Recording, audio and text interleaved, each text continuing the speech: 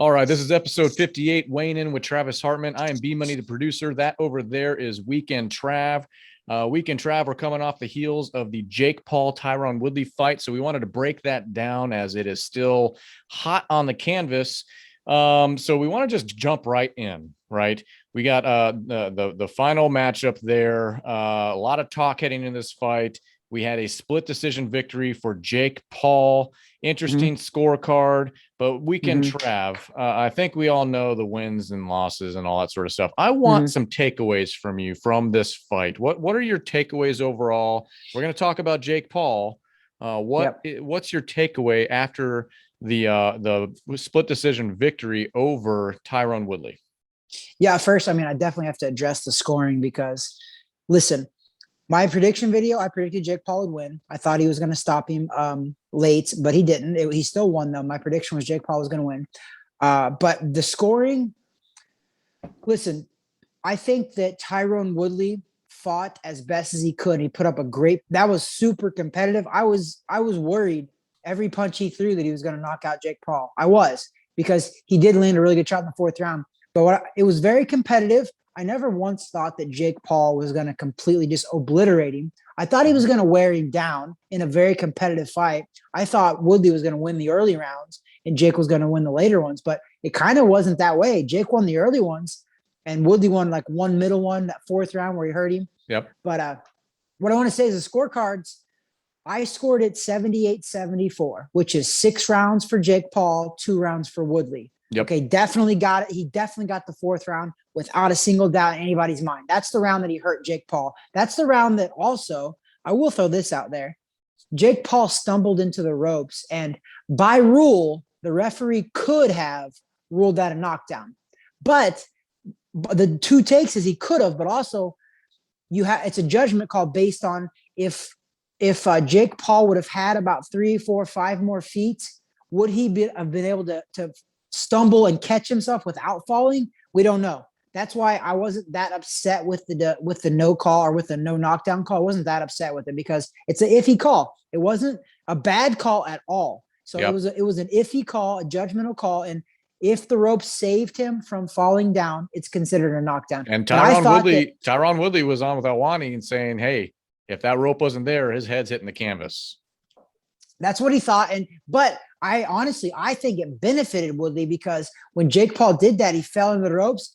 And there's a whole bunch of still pictures of that happening. And it shows Woodley just standing there. But I watched the fight live. Woodley didn't just stand there. He rushed him and tried to stop him. And that's where I think Jake Paul really showed me something, though, because he was hurt. He even admitted it. And he recovered, though, and got out of there. So I scored it.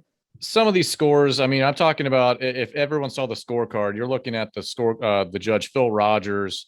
I mean, he went from round 4 all the way down were all Tyron Woodley's, which was kind of surprising to me. If anyone watched this fight, you could make the case, I would think, in the later rounds, mixed bag. I know you scored it 6-2. I think I was closer to the 5-3 camp, but I think overall people were somewhere around there, 5-3, 6-2, something along those lines. But this was ridiculous. That was a ridiculous score. I mean, I 100%, I even told BJ this. I said, BJ, I could have 6-2. I scored it, but I wouldn't have argued with a 5-3, which would have been a 77-75, which is one of the judges scored at 77-75 for Paul. One of them scored at 78-74 for Paul, which I was okay with those two scorecards. But the one scorecard that was 77-75 in Woodley's favor means that's 5 rounds for Woodley and only 3 for Jake. It's absurd because look at the final CompuBox numbers. Jake Paul landed 71 punches. I believe Woodley landed 50. Jake Paul threw more. Jake Paul also landed at a higher percentage. So all the stats, listen, people lie. Numbers don't. So here's the count. We have the 77-75 for Paul. We have the 75-77 for Woodley, and then 79-74 for Paul, which was interesting. That should have. It's 78. Did they do the math wrong? 78. It's 78. Weekend Trav, don't be fooled by the lights in the background over here. It's dark where I'm at. Are you in the gym? I can't do math this late, Weekend Trav. I can't. But I actually, if you look at the actual scorecard, when you said that, I made sense. Because if you look at the scorecard, the judge's handwriting is really sloppy. and it does almost look like a 9, but it's not. It's 78-74. Oh, you're right. You're right. It's an 8. Well, yeah. Anyways, weekend Trav. So let's keep going though. Let's forget the judges because ultimately it didn't matter. The guy that we thought was going to win won, and you can check the timestamps on the prediction video. You can even look at my comment on the that I eventually said my take, and that was before the fight. So give me a couple of final thoughts here on Jake Paul as you witness this now for the 4th time. It's 4-0 now as a professional. Any additional thoughts moving forward, or what you saw of him from this? Listen, I got a lot more takeaways from it. I'm gonna address the boxing takeaway, and then I'm gonna address the business takeaway. So first, the boxing.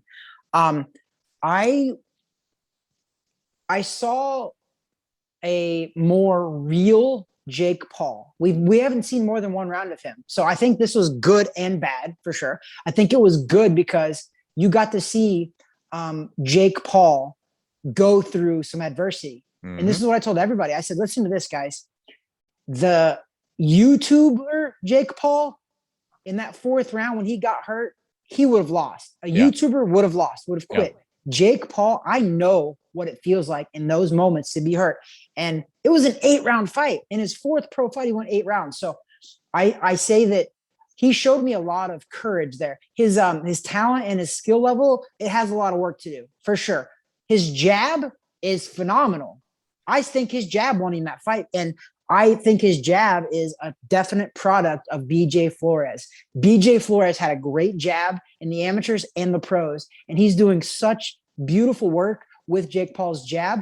The rest needs a little work because I saw Jake Paul lunging with the right hand. I saw Jake Paul stretching out with right hands. His footwork is a little off. But what I did notice as well is I don't think Jake Paul, he did get tired, but I don't think it was because of lack of preparation.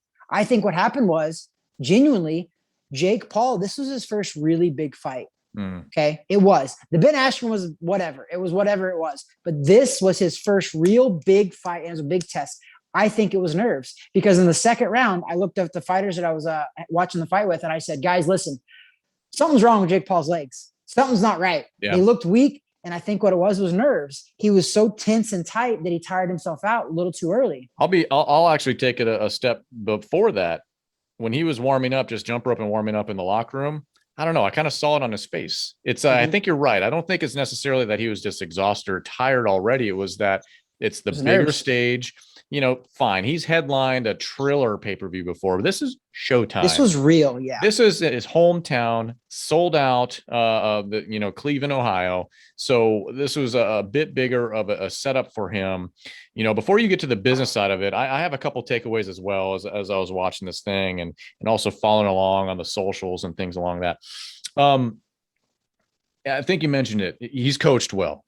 BJ Flores personally, but you see it. He's coached very well, and I would say, hi. What do we got? What do we got going on back there? We got a little something. The resilience component. You know, we talk about the 4th round where he's off the ropes and he fights through that. Maybe the timing of the round was helpful too, but he got hit with some shots. Tyron Woodley, when he wanted to, he pressed the action. He probably should have done it more. And I think that was the complaint from the fans watching. And as I'm watching this as well, it's like, why wouldn't you put a little bit more forth? But you're right. It's the jab. It's the jab that he's been working so well with BJ. And that's why he did not. But, so coached well. I think he leaves a lot to be desired still in the ring, but we have to put it in perspective, right? 4 professional fights. Everyone that wants to say, oh my gosh, this is trash. This is garbage. Why isn't he doing this, and that? Folks, pay attention. This is a huge pay-per-view setup, and he's only had 4 fights. What do you expect? What are you expecting? Muhammad Ali? Come on. And to give him credit, and this is to give Tyron Woodley credit. Tyron Woodley was a legit tough opponent for his 4th pro fight. Woodley is no slouch. Whether everybody keeps talking about how Woodley, he's a wrestler. Well, guess what, guys? You watch that fight. That guy had really good stand-up. Guys, Woodley really, you could tell he was trying to be a boxer. I was telling you for weeks that trust his hands. Tyron Woodley is much better on his feet than you think. And he showed, I mean, obviously saw some mechanical things that were really bad. They tend to like the open grip and whatnot, the MMA fighters coming in, but you could see it. It's there. Unfortunately for him, I think age has caught up to him now. I mean, it's 39. It would be kind of tough to keep anything going if you're Tyron Woodley, right? But either way, so it left a lot to be desired. The cardio component, I don't know. It's I think this at the very least gives them things to then go back to the drawing board and focus in on whatever the next test will be. But my final point, and then I'll throw it back to you on the business side and everything else. I'm going to be honest. I think after this, give it to me. I feel like the Jake Paul train, not derailed, but I think it's slowed. I think this slowed a little bit. Hype is going to have to continue to sell these fights for him because until the talent catches up, until the hard work catches up and the skill level catches up, hype is going to have to keep doing it. The potential fight with Tommy Fury, I go back on things I said weeks ago. I don't want to see that garbage. I think that will be a dud. Tommy Fury was a dud in his fight on that card. That will be a dud of a matchup. No one wants to see that. So it's got to be another name that's going to draw hype. It's probably going to be one of these other mixed kind of things again.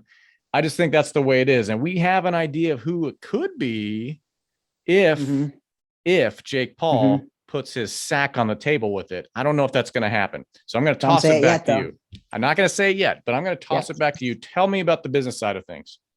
Yeah, I'll parlay it off of what you were just saying about you think that the Jake Paul train has slowed a little bit.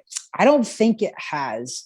And the reason why is because of the business aspect of it. Because I think that a lot of people saw that fight, whether they want to believe it or not. Jake Paul won. He did. Sure. Like, let's be honest, guys. And that's not taking anything away from Woodley. He fought amazing. He really did. Woodley fought the best he possibly could have fought. He put up a great performance. Woodley walked away from this looking pretty, even though he lost. I think Woodley walks away from this looking really good. Not because it was a split decision, because it wasn't. That was a unanimous decision. Should have been for Jake Paul. Right. 2 of the 3 judges got it right. The other judge, I don't know what he was doing. He was sleeping at the table. He was either, who knows what was going on. Maybe this is where Jake Paul's got to be careful because a lot of judges are human. They see this kid. He's not the most likable kid. Okay. People are emotional about it. Judges see that too. Sure. So there's a judge that creeps into their mind that judge could have easily been like, I don't really like Jake Paul. Like if a round is really close, I'm going to give it to the other guy. He has to be careful with that. But I think business wise, Jake Paul fought his 4th professional fight. He headlined a pay-per-view boxing card and sold out the Cleveland Cavaliers arena. Yep. That has never been done before, Brandon. Yep. B-Money never has a 3-0 guy headline a pay-per-view event. Terrence Crawford has only headlined, I think, 1 pay-per-view event, and the kid's like 30-something and 0 and a pound-for-pound good, like pound-for-pound great. So I think that Jake Paul had a gutty performance. Everybody saw him get hurt and rebound and come back and finish that fight on his feet and win it, essentially. So I think that technically he has a lot of work to do. He's only had 4 fights. Anybody that's judging him technically and throwing him to the dogs is crazy because he's had 4 fights. Right. So I bring this point up to everybody as well. And when people talk to me, because I've been going, people get emotional about Jake Paul. It's very difficult for me, B-Money, to have an unemotional conversation with most people about Jake Paul. They think that like I love the guy. I'm like, dude, my opinion has 0 to do with my like for him. Right. You talk to me about skill. You talk to me about how he's building his career. I'll be honest about that. He's in his 4th professional fight. Canelo Alvarez. In Canelo Alvarez's 4th professional fight, he fought a guy who was 0-0. Okay? Floyd Mayweather, same stuff. Julio Cesar Chavez, in his 40, he was 47-0, and he fought an 0-1 guy. So we got to stop and put it into perspective that this is early in Jake Paul's career. Okay. He's not going to fight a blockbuster boxer. No. He's not going to fight a Floyd Mayweather. He's not going to fight a Canelo. And he needs to shut up about Canelo because Canelo will wipe his ass. Canelo will wipe Jake Paul's ass. He needs to keep talking that way because it goes back to my point. He needs to continue the hype train. The hype train is what's going to sell. The product won't sell yet. And I really hope for his benefit that it will eventually. But right now it's got to be the hype thing. And hopefully the name after Tyron Woodley is something where we can all be like, okay, I want to see that too. I want to see how that goes. I mean, so far I'm happy with the progress. I mean, he fought a YouTuber, which was the other Anderson Gibb, who actually now came out and fought another fight against somebody and like beat him. So Anderson Gibb was pretty decent. So he fought Anderson Gibb. He knocked out Nate Robinson, who I don't give him a lot of credit for that one, but it was a highlight reel knockout. Fair enough. The Ben Askren. Ben Askren was a good UFC guy, not a boxer. We know that. He wasn't a boxer at all. Knocked him out in a highlight reel knockout, though. Yeah. I expected him to beat him, but that was pretty phenomenal. Tyron Woodley, legit fighter. Okay. Right. Jake Paul hit him with his best shot, and Tyron Woodley did this. Boom. And just walked at him. So speaking of that, that happens to be this week's money shot of the week. Somewhere. Money shots. We're going to do two. We got two. Okay. So because we have still images because, you know, the pay-per-view rights and blah, blah, blah. But Weekend Trav, walk us through both the money shots of the week. The first one was Tyron Woodley landed I believe it was a right hand in about the middle of the ring and staggered Jake Paul all the way back to the ropes. And you should see the photo. It's going to be Jake Paul like all tangled up in the ropes. It was a good shot. And Jake Paul fell off balance a little bit, but he also got clocked and fell into the ropes. And then Tyron Woodley pressured him and tried to stop him, and Jake Paul recovered. And then the second money shot of the week was Jake Paul delivering a big right hand on Tyron Woodley. Literally, Tyron came into it. Jake Paul landed a huge shot. If you watch the video, which we can't show it yet, but the video, Tyron Woodley's legs go straight stiff and he falls into Jake Paul and holds him. If Jake Paul would have moved out of the way, Tyron Woodley would have face planted. He would have got up, but he was stunned. So there was very good action back and forth in that fight. So the money shots of the week was literally Tyron Woodley landing a big right hand on Jake Paul turning around, landing a big right hand back on Tyron Woodley. So the money shots of the week were legit shots, and both guys got a fair share about that 1-to-1, and I liked it. So overall entertaining fight. There are things to improve on. Obviously, the kid's 4-0. So what do you expect? But still exciting, and to the chagrin and begrudgingly to admit this, he is one of the top draws in boxing today. Yep. And this is my final business point about Jake Paul, because a lot of people keep telling me that Jake Paul is ruining boxing. Travis, how dare you even talk about this? He's not ruining boxing, guys. And I'm going to tell you why. Okay. I think a lot of people can take a page out of his book, not the whole book, because I don't agree with everything, but they can take a page out of his book because he's 3-0 and he headlined a show. But listen, this is what Jake Paul did. He deserves a little credit for this. Jake Paul gave $1 million of his purse and he spread it out the whole entire card. So here's what happened. Tyron Woodley was guaranteed $850,000 for this fight. Jake Paul added $220,000 to Tyron Woodley's purse, which also brings it up to $1.07 million total, which is the third highest UFC payday ever. Yep. And Tyron Woodley is a Hall of Fame UFC guy, but he got his biggest payday when he came to the boxing side. Yep. So there's more to it. Tommy Fury made $720,000, by the way, and he was only 6-0 because I think there was a pay-per-view British card, so he made that much money. Jake Paul added nothing to his purse, which is fair. I think there's back and forth about what went on there. Some say Tommy Fury refused. Some say Jake Paul refused to give it to him. So who knows? But either way, that's zero. The other Brit on the card also did not receive any as well. Yep. Don't know if that's because he refused it or if it wasn't offered. They claim that he did, but I'll get to that too. So Fury's opponent was Taylor. He was guaranteed $52,000. Jake Paul added another $50,000 to that. So he was making over $100,000, and he's 0-1 as a pro boxer, by the way. This is because of Jake Paul adding this to the purse. Okay. So Amanda Serrano was only guaranteed $42,000. Okay. She's considered pound for pound one of the best in the world, right? Jake Paul added $500,000 to her payday, making her one of the highest paid women's athletes. Thank you very much. No wonder Clarissa maybe the Shields co-main event too. No wonder Clarissa Shields didn't like Jake Paul winning that fight. There you go. So her opponent, Mercado, was guaranteed only $16,000, which is normal for women's pay. It's not as high as the men's. It's just not. Jake Paul added another $50,000 to that. She's looking at $66,000. Amazing. Baranchik which was a good fight, by the way. Baranchik fought Love, who was a Cleveland native, but he was only guaranteed $96,000. Jake Paul added $30,000 to that purse. Love, Montana Love, who had a highlight reel knockout, which was phenomenal. He was guaranteed 70 grand. He ended up making an extra 50 grand. Amazing. That's out of Jake Paul's purse that he donated to that. So then you have Dubois, who was the British guy, heavyweight, who was friends with Tyson Fury or Tommy Fury. And he was guaranteed 200 grand. And they claimed that he refused the extra because he's friends with Tommy Fury, which I don't know if I believe that, because why would he refuse it? Because he only made 200 grand. Tommy Fury made 700 grand. So Dubois wouldn't refuse that, I don't think. But it says he did, whatever. And then the very last one is Conwell was guaranteed 20 grand. He ended up getting an extra 40 grand. His opponent was only guaranteed 8 grand, ended up getting an extra 10 grand. So listen to me, people.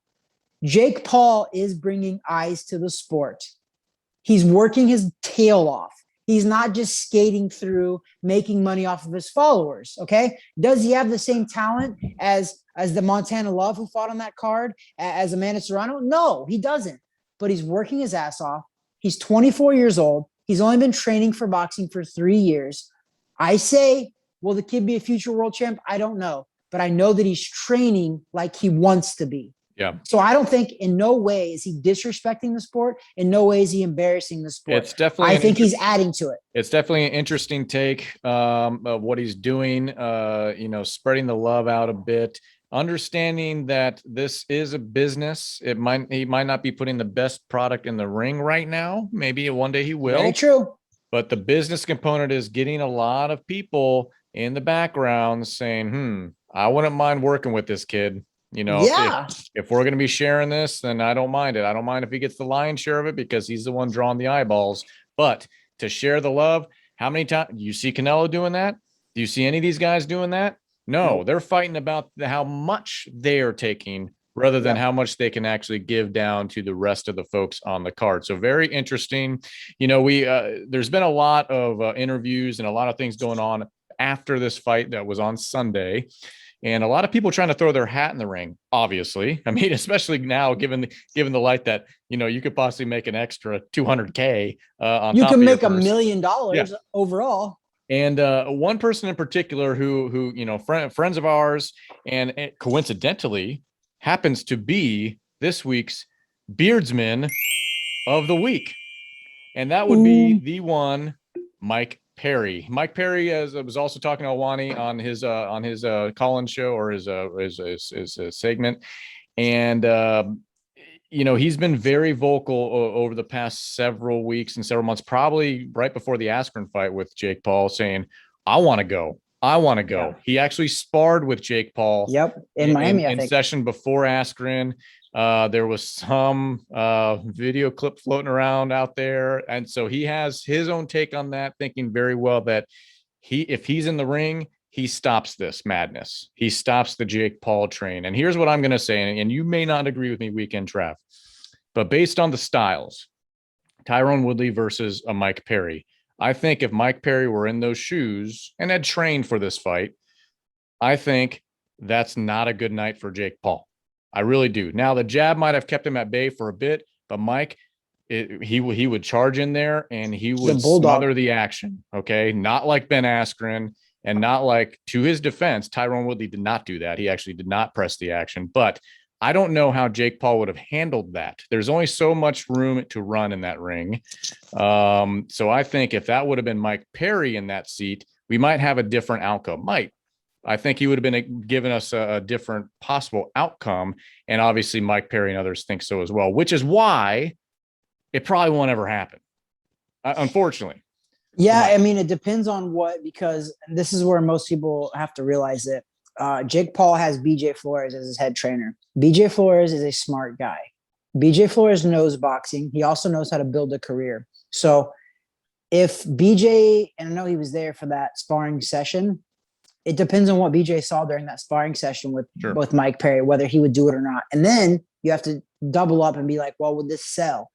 I think that, honestly, I think a Mike Perry versus Jake Paul fight would sell because Mike Perry. We know Mike.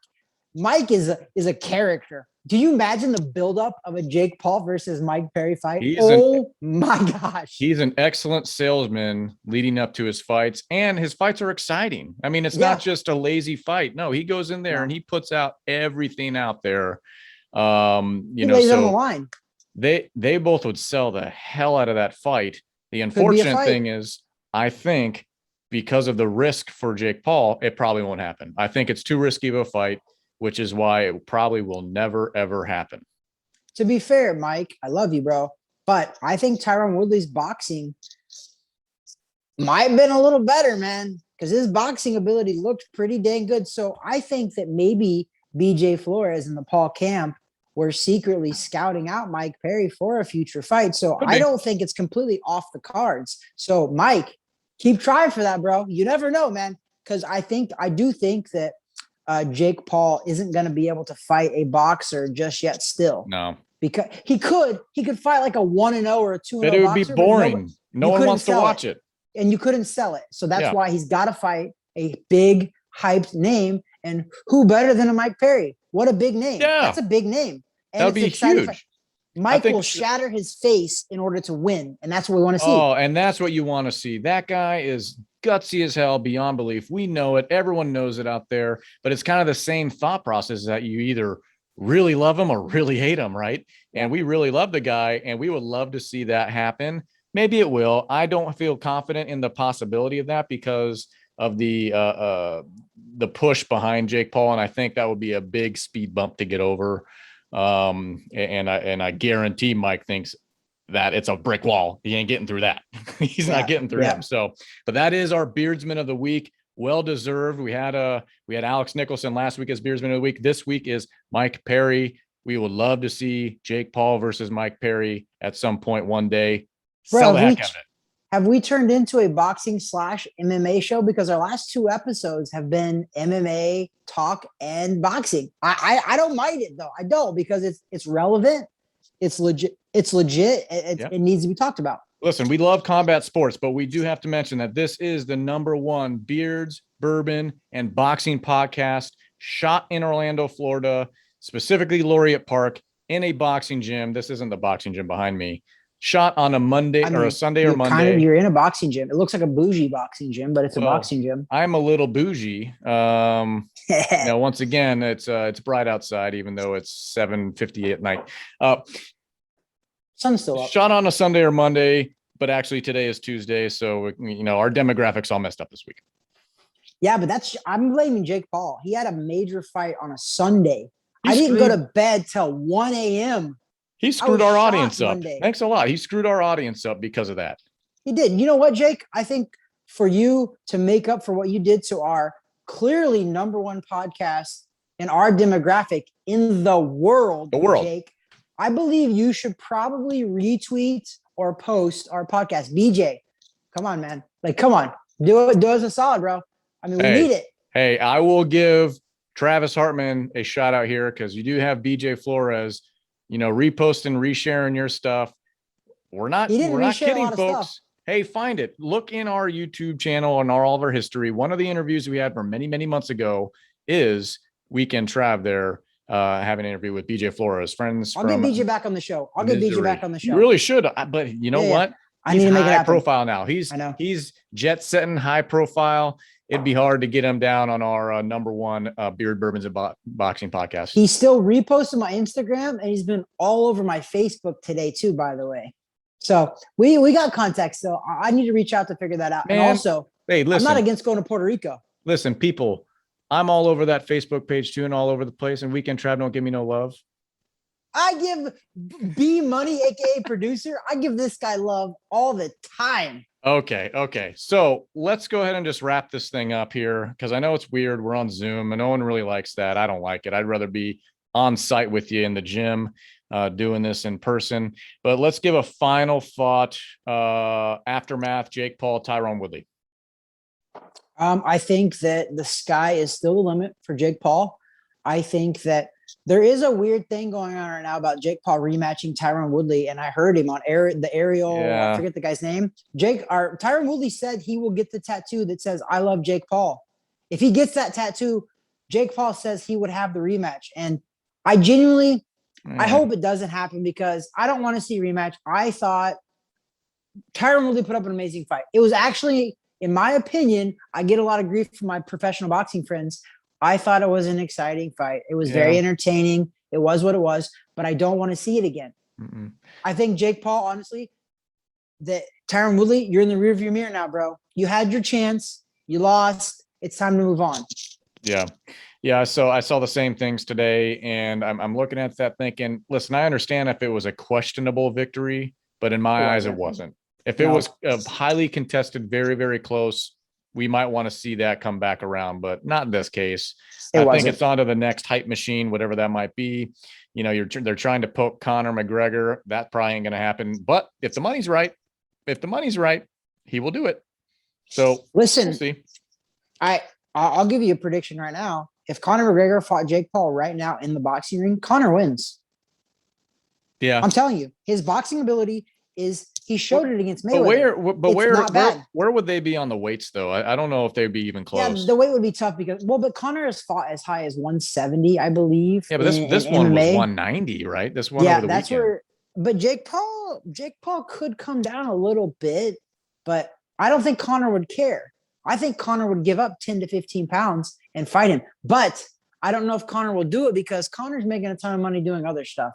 I don't think he wants to risk a possible loss. Because I'm not saying that Jake Paul can't win that fight. I think right now, today, after seeing Jake Paul's fight, I don't think he's ready for Conor yet because Conor's stand-up is not bad, man. No, it's not. It's not. So I don't want anyone to ever walk away from our show thinking that we think MMA fighters don't have good stand-up. I think a lot of them do, but you can definitely tell when it's a sole discipline versus you having to, juggle a few different disciplines. It's just different. Boxers are specifically designed and specifically training stand-up. MMA fighters have to train a lot of different things, and there's only so many hours in the day, right? So that's why, while they're very, very skilled and talented that way, if you get the same amount of time and effort and athleticism with a boxer that's only training that one discipline specifically, they're going to pick you apart. Unfortunately, anything can happen, obviously, but I just think that's always going to be the case. We'll see. I mean, I don't think. You say the sky's the limit. I'm not on board with that yet, but I do think the hype is still not limited. I think the hype is going to keep pushing this thing, pushing him until the skill level can possibly catch up to that. That is my final take on that. We can try. Money. I got to give you a little credit though. You didn't make a video, but in the comments section, you did say Jake Paul was going to win by a decision. Yeah. So well done. Thank you. But I think that maybe we should start doing like joint prediction videos. We both got the prediction right. I just went on a limb and did an exact prediction. But we both knew Jake Paul was going to win. We could talk about the reason why I thought that all day long, but I have my reasons, and it just ended up being right this time. And it worked out, bro. I didn't gamble any money on it, so it didn't do me any favors. All I did was lose sleep. All I did was lose sleep. That's it. I lost sleep because it was so late. I lost a lot of sleep too. It was Jake, bro. You need to do me a favor and repost this because seriously, bro, I lost a lot of sleep. It's still affecting me right now. It's Tuesday and I'm still having a hangover from Sunday. This is what happens when you get older, Weekend Trav. You can't quite rebound the same exact way. You can't perform the same way. And I'm not gonna admit to that because young Trav is still Italian stallion. Oh boy. With that, I think that is where we close up this show. And I'm going to say this, that there is Weekend Trav. That there is B Money, aka producer. I hope I'm pointing at the right thing. And if I'm not, you can see his beautiful beard and face. That's what I'm talking about. I'm gonna hit that punching bag behind me. Get it. That's probably a Louis Vuitton punching bag too. It looks it's a smooth brown leather. Look, my hand disappeared. There it is. Oh, there it is. Okay, that's it, folks. Thank you for joining us. God bless. You like smooth brown things. Oh, how am I going to cut that out now? I can't cut that out.